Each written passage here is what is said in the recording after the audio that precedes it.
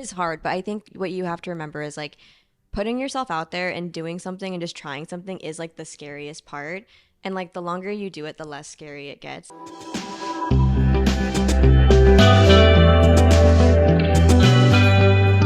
Hello, welcome back to the Evergreen RX. Today is really exciting because we have a guest, my friend Kylen Chen Troester.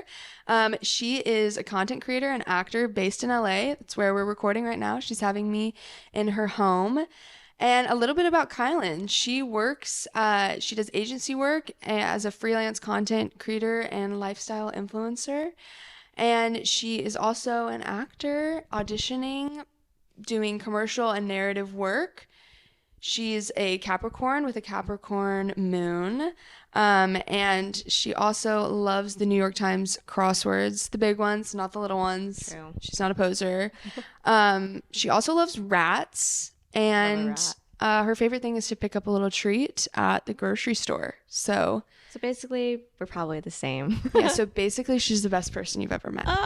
And today we're just going to be talking all about social media, about her work, her relationship personally, professionally, talking about relationship to being online, some tips on how to engage in a healthier way, and just overall about being authentic and engaged with the internet and how to navigate that relationship. So Let's hope I don't flub it. kind of just to get started, I'd love to know when you got started in social media, how it became a part of your life. Yeah, so I originally went to college for biomedical engineering, and I thought I was going to be a doctor.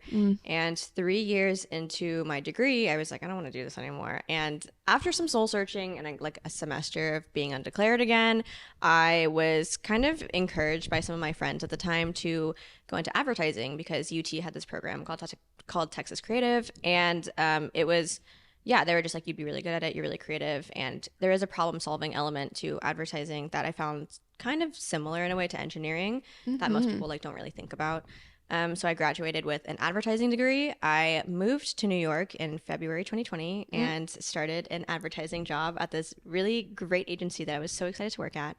And then the world shut down and I swiftly came back to Austin. Me and my work partner at the time, we both like lost our job because of the pandemic. And so we were basically interns again, post graduating. And I had this friend at another agency in LA at the time, and she was an art director, and she was basically just like, hey dude, like TikTok's really popping off right now. It's the pandemic. We're all using TikTok to cope. It's clearly emerging as like this really important platform. We're hiring at our company for a TikTok creator. Like, you have experience making TikToks. And I was like, yeah, I make TikToks for fun. Like, I don't have a following. Yeah, I have a ton of experience. Yeah, like so much experience. I'm so good at these stupid little trends. And she's like, no, like nobody has experience right now. And I was like, I guess that's kind of true. I'll take it. Yeah.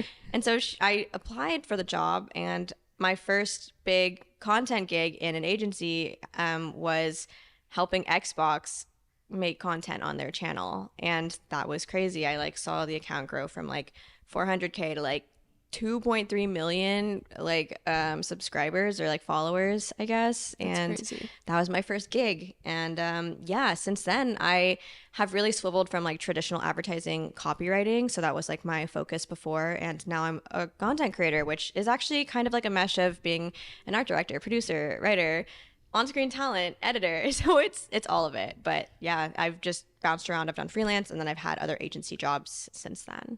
Yeah, it's just so crazy, like the pivot that you made from biomedical engineering to advertising, which I do, when you explain it that way, like I do really get it, and just the problem solving aspect and having to just be on top of all of these different facets and really be able to just juggle a lot. I feel like that's probably like what really drives you as a Capricorn as well. Having been online in a casual way growing up, and then all of a sudden it becoming your whole job, I guess now, how would you say your relationship personally versus professionally differs with using social media? Okay, well, I guess for listeners slash viewers, disclaimer, it's not like I'm a huge social media star or anything. Like on Instagram, I have like a cool like 3K followers, and like literally 98% of those people are friends, family, and people I like know. Okay, a lot of friends. Oh my You're God, I super know I'm popular. so popular. Just kidding. No, the metrics are down, so clearly some people hate me. But Oh no. that's fine. And on TikTok, I mean, I have like 13K followers, which is like a micro influencer platform for sure. But it's like I'm not like I'm not a name by any means, you know. And I think because I'm still at this level where it's very sustainable for me to just like be myself and posting, like Yeah. um, it doesn't really change a lot. I think on Instagram, I really don't use Instagram as like a business platform at all. Mm-hmm. And even though I like work in social media, like I am a content creator slash like TikTok creator specifically first. And so Instagram is still very much so like my personal like platform. And I've just recently started kind of using it for like my partnerships and things like that. But it's just me still, you know. And on TikTok, I guess like it is my personal, I do have like my personal account that I'm like working on actively, but because I actually have like an agency job at an ad agency where I'm working on accounts as like a creator, and it's not like my account me being an influencer, there is like a pretty stark differentiating factor or like way that I post, you know, for work as like a creator, and I clock in and I do my job and then I clock out. And then my job as like my, you know, freelance content self or like my content is a little bit different. But I don't know. I feel like it crosses over a little bit because I'm not like a name for like the brands I work for at work. I'm Mm. just kind of like, it's just my job, you know? And then for me as like my channel, it is something that I would like to grow and to like make sustainable on its own. But I think I still kind of see that as a business, but it allows me to still be me because it's like my channel, you know? Yeah. I don't really know if I answered your question. No, for sure. I mean, I think that you do have a really strong business mindset with creation, which makes sense working for an agency. Like, it is a little bit easier to view that as like, okay, go get it done, meet the deliverables, and like check out. Like, Mm, um, and then with your own creation, kind of still trying to keep that mindset over it as like this is a job. And yeah. obviously, I mean, it sounds like it's something that you would want to grow and be able to create even more of your own content, but seeing that it's not really like it's you, but it's not you. You know, I really like talking about this with you in particular because you have the social media and the acting background, like kind of informing your view on this, because I think both of those jobs are so centered around perception and around being seen. One is like kind of being seen for the real you Yeah. online, which like what does that even mean? And then the other one is like for the roles that you play and the Hmm. people you kind of put on as. But both of those just I wonder how being perceived in the job that you're in and then also your own perception of the world has maybe shifted or been impacted by being online more, by being a creative and kind of always putting yourself out there in a professional sense. Yeah, I think I have gained some really interesting perspective working in social media as well as acting and, you know, having an advertising background. I think the most interesting thing about, you know, the mixture of all of those things is they blend really well together in this way that I wasn't expecting. But at the core of everything that I do in terms of like advertising, acting, and content creation, it's kind of a trippy word in the advertising industry, but authenticity like is key in all of these Mm, aspects. And so whether or not that's like, you know, in advertising they call it like what's the human truth of like what you're trying to say. So like what's the larger, you know, message that we can all relate to? What's that relatability factor? What makes it feel natural? What makes it feel yeah, authentic, you know? And I think I got really good at finding that in advertising as a copywriter. And then for content, I feel like in order to succeed as a content creator, people are always like, oh, like the biggest content creators who succeed, they have like an element of themselves or they're like really, they're themselves online. And like there's that authenticity factor once again, you know, so it comes back and it's like people can really sniff out if you were being yourself online. mm, And transparently, that's something I'm still trying to like figure out how to do and in a way that's like, you know, real, but also safe for me and like not too vulnerable in the sense where like I'm just like, you know, giving strangers elements of me that I don't necessarily like want. And then for acting, like I feel that in order to be a good actor, it's not just like putting on like a character, but it, as you know, because you've acted in the past too with like theater.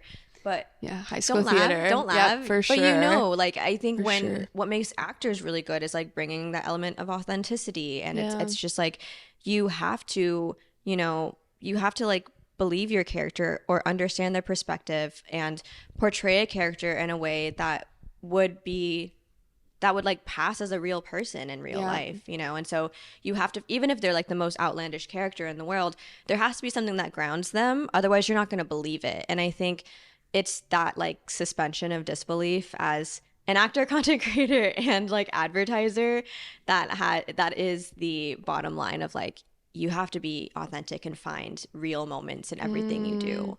So. I love that. Yeah, I mean, anybody that's listened to the podcast knows that like authenticity is it's a really good word. It's a favorite word around here. We love authenticity. We love authenticity, and I love to hear that you find that that is where, or you know, generally in advertising in this work, that is valued to some degree. You're having like a thread of authenticity through things that people do respond well to that, because that's the hardest part of all of these jobs that you're talking about. Like acting, when I was doing my really important work in theater in high school, that was the hardest part to achieve, was to feel like it was authentic in any way. Mm-hmm. Like that's really when things come across as wooden, because you're like so in your head about like, I'm playing a person, but this is not the person that I am. And like, how do I make this seem believable? And so being able to achieve that, like that really sets people apart. And it takes the vulnerability to do that, like to, you know, really give it your all and to give like an authentic emotional reaction in a scene or something. You're going to have to risk like maybe missing the mark, or people thinking, wow, she really went for it, and that was kind of weird, or like that was really bad, and like that was really bad. We've literally all had those moments, exactly, you know? Like you have to be able to like just kind of go for it. And I think that is so hard. And with this podcast too, like I'm still finding my footing and struggling to make it feel authentic to who I am, not giving up too much of myself online, because it is like it's personal. You have to know that where to draw that line. But if you're drawing it too, you know, too limited, which is what I tend to do by protecting myself and wanting to just keep things personal and close to the chest. I'm a Taurus, so I think that makes sense. That makes sense. You know, I'm like working on trying to like push that line and be like, okay, people aren't going to want to listen. People aren't going to want to follow if they don't feel like they're really getting like Hayden or a little piece of that. And it's a hard line to walk. It is hard, but I think what you have to remember is like putting yourself out there and doing something and just trying something is like the scariest part. And like the longer you do it, the less scary it gets. And so even by getting over that hump of like being scared or like finding your footing, like I feel like there's very few people who make podcasts or make content or, you know, act who are like fully embodying authenticity or themselves, because it is a learned skill. Like it is something that like some people may be inherently better at it than others, but you can get better at it by just repetition and practice, you know? And I think that should be really encouraging, because you just kind of get into the swing of it, and then you're like, oh yeah, like you do find like what parts feel like you, and like, or I hope that people feel like that way after they do things for a while, you know? And if it doesn't feel good, then it's like, maybe that's not like the right thing, but it does feel weird for everybody starting off something new because it's uncomfortable and it's strange. So yeah, and just like you kind of have to test the waters and test your boundaries, and sometimes go past what feels good, or you don't go far enough, you're not authentic enough to figure out where that line even is for you. You know? And so that is just so uncomfortable, and there can be a lot of mental chatter too on kind of evaluating your own performance. I don't know if you feel that. I feel that a lot, being like, oh my god, yeah. I'm like actively doing podcast recording. It's nice recording with you talking, but god, when I'm like sitting there alone recording, I'll just have these breaks where I just stop talking and I'm just like staring off in the distance being like, this is the worst thing that I've ever created. Like, this is, it's That's all... what being a creative is. Yeah, like, you're doing you do the thing where you like self-edit as you're going, and you're like, holy shit, like I need to like redo that or whatever. But no, I think such a universal thing about being a creator, whether that's, podcasting alone or like content creating alone, is that awkward pause where you're doing something and you're in this flow, and then you say something stupid or like something that wasn't quite right. You like look at the camera and it like you break your perception of yourself, and you're like, oh my god, I'm a loser. And then you like go back into it, and you're like, okay, take 2. And there's like a tear rolling down your face. You totally like snap out of it for a second, and you're like, what am I doing? You're like, I'm talking to myself in a room, and this is really stupid, and I am stupid, and everything is. And then you're like, no, like, maybe that's a little bit true, but like you have to just like get past that and be like, no, like I think what's important in the sense of just like being creative is like you need to express yourself, and like that comes like that is like the most important thing about the whole thing. Is like, yes, it may feel silly, and yes, it may feel strange and uncomfortable, but like you need to just practice expressing yourself, because like how else are you gonna be able to do it, Yeah, expressing yourself just for the sake of expressing yourself too. Like, yeah, I feel like that necessary. Is exactly like what creativity is, because obviously most people that are creative want to do it to a level of success. If that means a following, if that means people buying your artwork or whatever that looks like, you want people to engage with the things that you're creating. And sometimes that can start to supersede like the act itself, as just being like, this is me expressing myself. Like, I'm a living human being, and I have this drive to express in however that looks, and that's valuable even if no one really engaged, like, because that's also what people like latch onto at the end of the day. That is the authenticity piece, is like, if it's coming from the place of like, I need to do this, like, for whatever reason, I feel like I want to share. And I think there's a lot of limiting beliefs. We've got an LB in the house. We got some LBs that come up where it's like, does anybody even care? Like, that's a big one for me. I don't know if you have any LBs that come up for you. I have so many LBs that come up for me. Like, where do I even start? It's like, who wants to see, like, who wants my opinion on this thing? Like, making a wellness podcast, it's like me and about 70 billion other people. And I'm like, does anybody want to hear my take on meditation? Like, but I have to believe that there are some people that do. Yeah, and there are people that do. Like you said, I mean, I don't know, what is there, like 7 or 8 billion people in the world? Like, maybe not, no lump sum of people is going to agree on like one thing or be interested in one thing.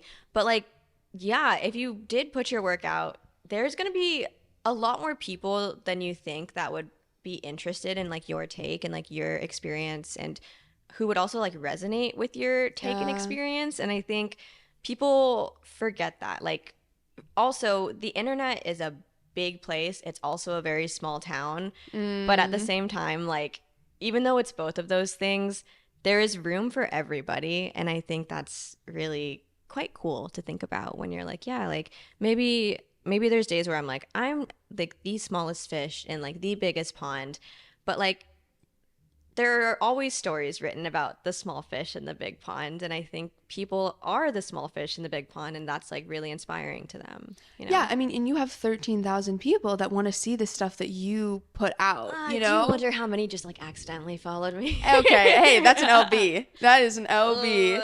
Yeah, it's just, we all have favorite creators too. When you're thinking about this, or favorite actors or whatever, we gravitate to people for whatever reason.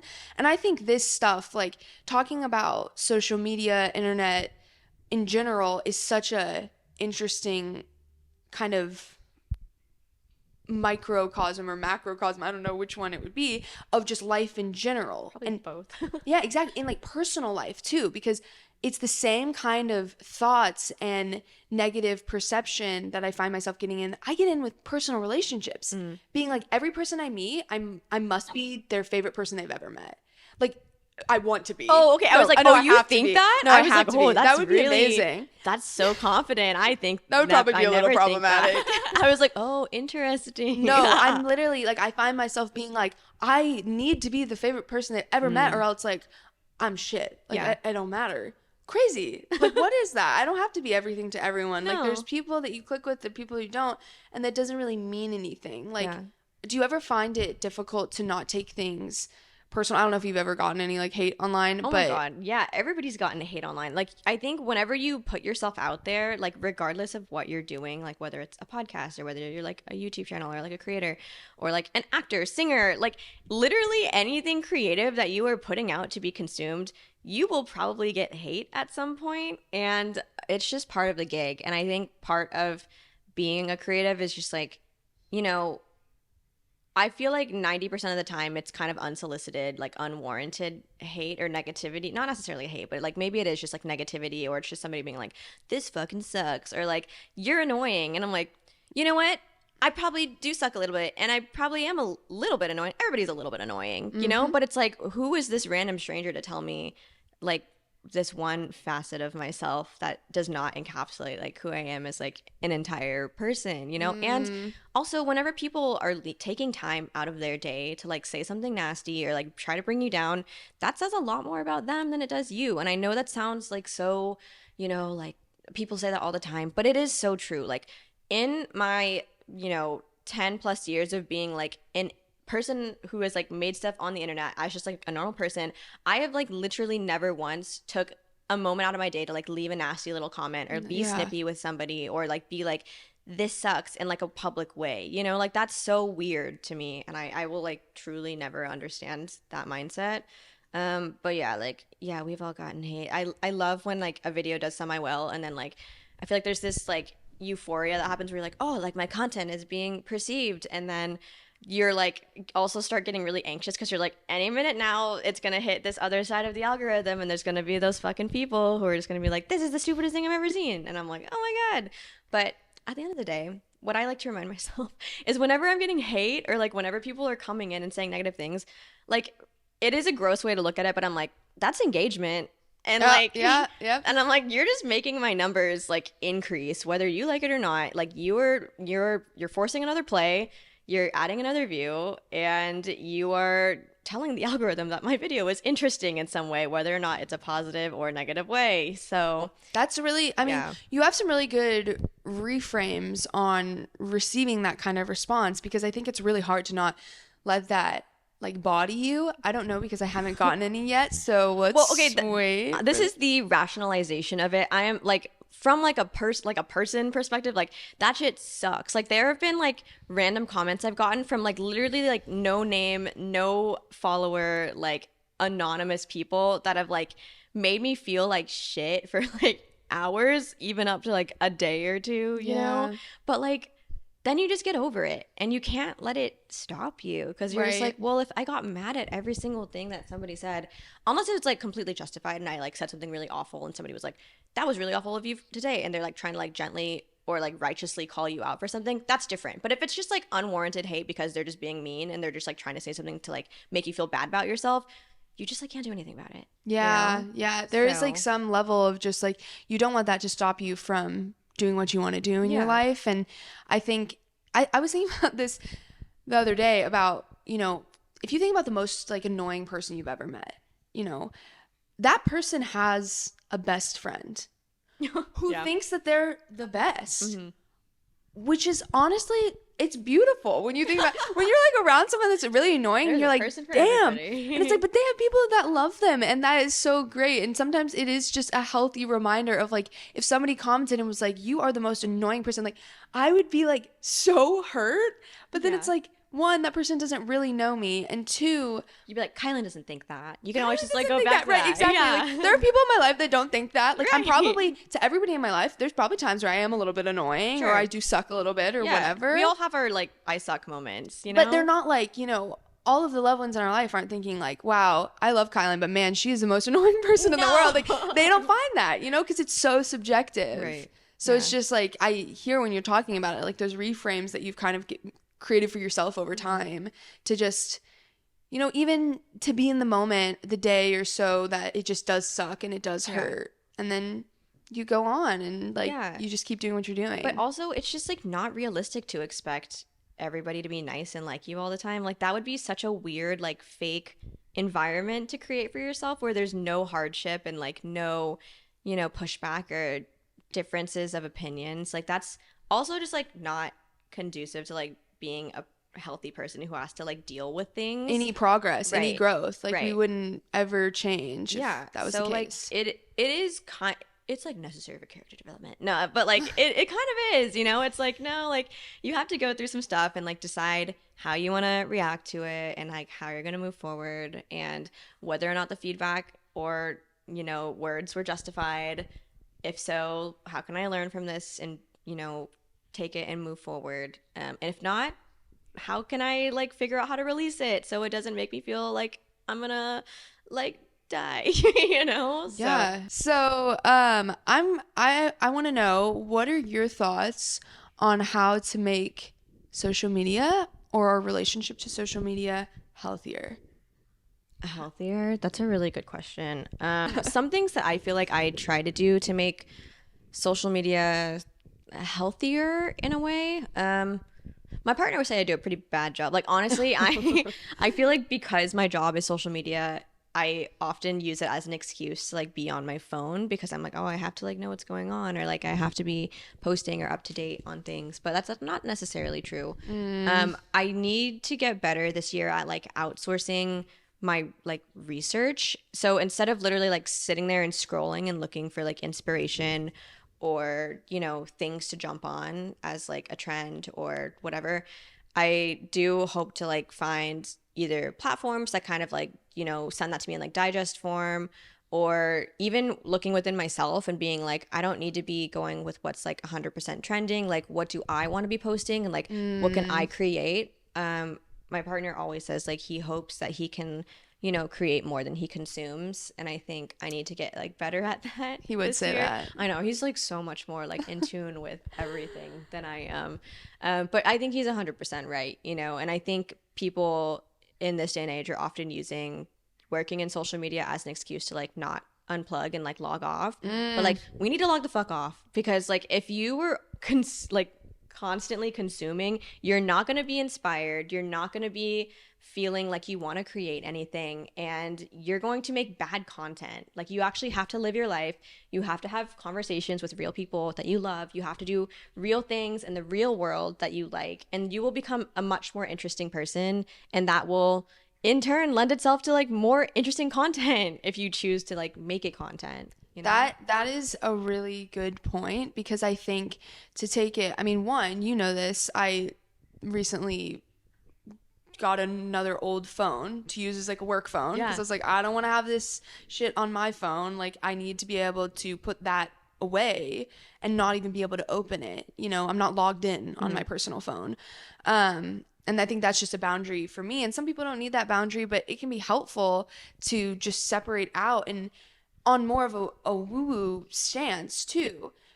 I think when you really do look inside at what content you want to create and what you're feeling and what you're thinking, what's been on your mind, you are tapping into something more collective. I find that so often. I'm subscribed to this one girl's newsletter. Every time she sends it out, she has this blurb talking about her life. And it's exactly what I'm going through. She just like words it in this really eloquent way and like always has this insight. And I'm like, oh my God, I was just thinking this. This is so crazy. Like, how are we always on this same wavelength? But that's really like what creativity is, at least from my point of view. And I mean, it's not just mine, it's from many people's point of view. It's like tapping into something more collective and doing it, again, going back to what you were saying, creating it for the sake of expression and creation itself. Like, I want to do this. I want to say this. I want to put this out into the world. And I'm not just doing it because it's the biggest trend, so I think it'll like pop off the most and I'll get the biggest following. Because while that is a strategy, and if you're trying to make a job, I think that there is value to really like maximizing, you know, the most that you can, like how the algorithm works. But I think long-term sustainability, I just don't know if that works. Like, I don't know if it's fulfilling. It must not be. And I feel like there have to be some creators out there who are like just making content that's viral and working, but it's not them, you know? But I feel like, where are those creators at now? Like, think about the creators from 2 years ago, especially on TikTok. Like, where are some of those people at now? You know, they're probably doing fine. I mean, they're doing fine. They get their like they're getting Abercrombie and Fitch deal or some whatever. big ass like partnerships and paychecks, I'm For sure, But yeah. like, are they happy? Are they fulfilled by the content that they've, feel like they might have like dug themselves into in terms of like a niche? Maybe not. But I feel like especially those people feel like they can't really swivel very well. Or I feel like, or the most successful creators like see the content they've made. If they're not happy with it, they find a way to kind of swivel into something else, and they like either hire other people, or they like grow their team, and they are kind of consulted on like how to become an actor or become a podcaster. So they have like different outlets, which I think is actually code for different sources of revenue. But Yeah. what you're gonna do. So yeah, I think that makes me think of something that maybe could be helpful in terms of creating a healthier relationship. If you are someone that's putting a lot of content out, not just a consumer, is allowing for more diversity in who you are in your content. Because I think what we're talking about that feels like it's not sustainable, or maybe it doesn't lead to the most happiness, is when you get really just pigeonholed. Like it's this one thing and it's not very nuanced, it's not very diverse. yeah. And that's not very human either. If we're going back to the authenticity piece, it's like you're really not going to just be this one note person. No. To be a persona to a degree, you have to pick a lane. Yeah. But I think that's always what I'm hoping to achieve with this podcast too, is finding a way to be as diverse and nuanced of a person online as I can be, so that I don't feel stuck, or I don't feel like it becomes this weird caricature of Hayden. And like, well, if it makes you feel better, I think you're doing a really good job at that. oh, thank you. Yeah. But it's like there's not a lot of models online for how to do that. I mean, there's a ton of people making amazing content out there, but sometimes it feels like that's not, being authentic, being a nuanced person online sometimes feels like that's like not what you should do. Things I thought of too in terms of like just relationship to social media as a consumer, because one thing that I don't think I've really talked about on the podcast much before is I like was not on social. I've like never really been on social media. Yeah, you were like so offline. It was so offline, and then I was like, podcast time. Let me be super online. Which is actually, that's kind of wild. Like, how have you been feeling about like that shift? It's very hard for me. Yeah, it is really hard for me. Like, it's great the more I get to talk to you about it. You want it as a job because it's legit your job. Yeah. So kind of helping me be like, okay, I don't have like this doesn't have to be. Sometimes the feeling is like I'm just giving so much of myself away. Like that's a personal feeling. Yeah. And I don't think it's perceived that way to other people or people that consume it, but that really limits me. And I do find myself self-editing a lot out of fear. And so it's just been like a whole new world because I just never wanted. I remember like 6th grade when Instagram like first was a thing, and I downloaded and could look up people from like camp. 6th grade. I know. I could look up people from camp, and I saw them all hanging out, and I was like, this makes me feel bad. I don't want this, and I deleted it. Yeah. And then I never had a personal one again. Oh, that's so sad to like. Luckily, I never had Instagram in like middle school. But I feel like that must suck so badly for kids where like everything already feels so big and like so scary. Like I can't even imagine how, like, honestly, that was very smart of 6th grade you. So I know, so early on, like I feel like that's very emblematic of me. I'm like, this is not healthy. I'm stopping it. That's amazing. Yeah, but very early on, I was like, I don't think this works for me. And so now I'm like having to like relearn and like trust myself with it. That like I can have healthy boundaries. Like one of the things is a friend told me that she likes to unfollow people that she notices that she's comparing herself to instead of just being happy for what they're doing, which, oh my God, how hard. I think we'd all have to unfollow a lot of people. Yeah. But creating healthy boundaries like that, for me, it's like showing myself that I can do that and I can be online and I can participate in social media without it feeling like I become a different person or that I'm not happy in my engagement. Because there's a lot of amazing things online. There's people that I don't know, I will never know, and they've brought me so much joy through what they've created. And that's really amazing. I mean, it's a huge resource, and it like allows you to find community in like very niche ways and just like learn if done properly, you know? Yeah. And so, no, the internet and like social media is like, I think it's I don't know if I would say like it's either positive or negative. It's just like a thing. It could be used for like really good things, and it can be used for like really bad things. And so, It's healthy detachment. I think that's what I've been working on too. Like it is not inherently bad being online, and it's not bad if you're not online. Yeah. But I think for a long time I had the perspective like, oh, I'm not a person that's on. I'm not a social media person. I'm not online. I don't do that. I'm not online. Oh my God, you were like one of those mysterious girls. If you're like on a date and you're like, can I like grab your Instagram? Like, I don't have one. I don't have one. And I'm like, oh my God, that would make me so much more attracted to them almost. 'Cause I'm like, oh my God, you're so mysterious. There can be a little bit of a superiority complex with it sometimes. Like, oh, I'm not online, or you can't. I don't. You are better than them. Yeah. I'm 100%. Yeah. And now, well, I mean, kind of. And now I'm online, so I'm down with the dogs. Yeah. You're really out here in the mud with us. Yeah. With us normies, I totally just knocked myself down a few pegs. But no, it's like there was also, for me, definitely lack of vulnerability on the fact of I don't want this person that I don't talk to anymore to be able to find me and know anything going on in my life. But now I've gotten to the point where I'm like, you know what? If somebody that doesn't really talk to me anymore or isn't like an active part of my life, whether that's like a good or bad thing, if they find me online and they're able to like kind of learn about me and never have to engage with me, really, who gives a shit? That's true. Why do I care? Yeah. What does it matter? What are they gonna say? If there's been a time, like, I do that to other people. Like, I stalk people online for sure. Ooh, do you hate stalk people, or are you pretty good? See, about this that? is bad. Now you're making me out myself, and I feel like and as a therapist, I have no, I definitely do that. Definitely. Really? Yeah. It's like that's settled down over the years because I'm like, I can't. Same. Like, but it's so hard to not look at people that you either have known or don't even know. Like sometimes celebrities, and I'm like, oh, you know, or like influencers, or I'm like, this person is they're so confusing to me, or like I don't really like them, but I want to see what they're doing, and it's like, I never really leave that feeling good. Yeah, but yeah, people are going to do that to me. Totally. People already probably do. People do that to you. Yeah. And you know what? That's fine. It's engagement. It is engagement. It's engagement, baby. That's what it is at the end of the day.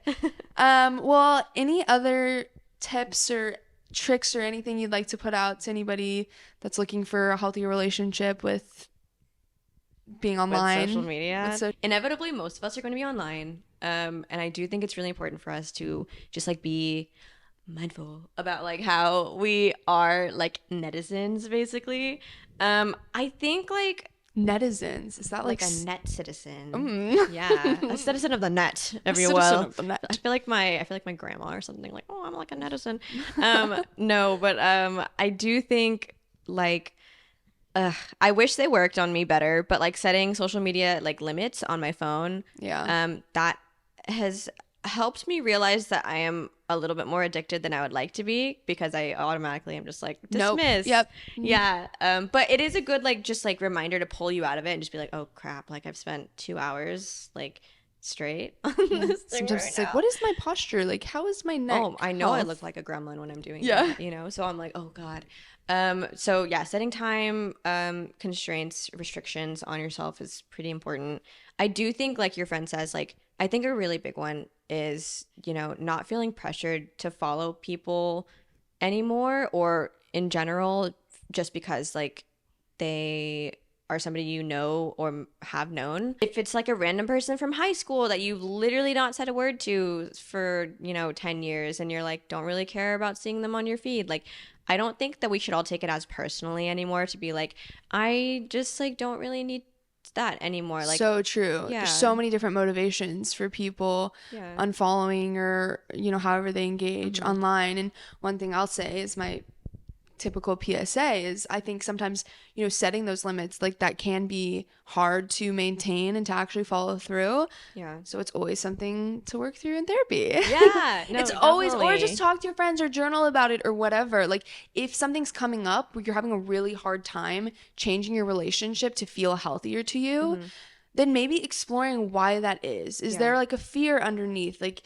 if you're not engaged, then you know, you're going to miss out, or somebody's going to get mad at you if you're not online, or, you know, whatever it could be, working that out. Because I think sometimes when we try to like do behavioral changes and they're not working, then you can feel really bad. You're like, oh, I can't follow through. And I always hit ignore. And, you know, I'm so like week, like, you know, whatever it is. Oh, for sure. And it might be because there's just something that's underneath that for you. And so working that out, because I think that there is a way, like, I don't know, I feel like after talking with you about this too, it's like I feel more like hope and a sense of like positivity towards this tool that we have, and being able to use it and to understand like it's really not going anywhere, and it is a big part of our life. Exactly. But it can look however you want it to look. Like, you have the power. It is hard, and they do make these platforms so that they are like capturing your attention and trying to keep you captive, you know.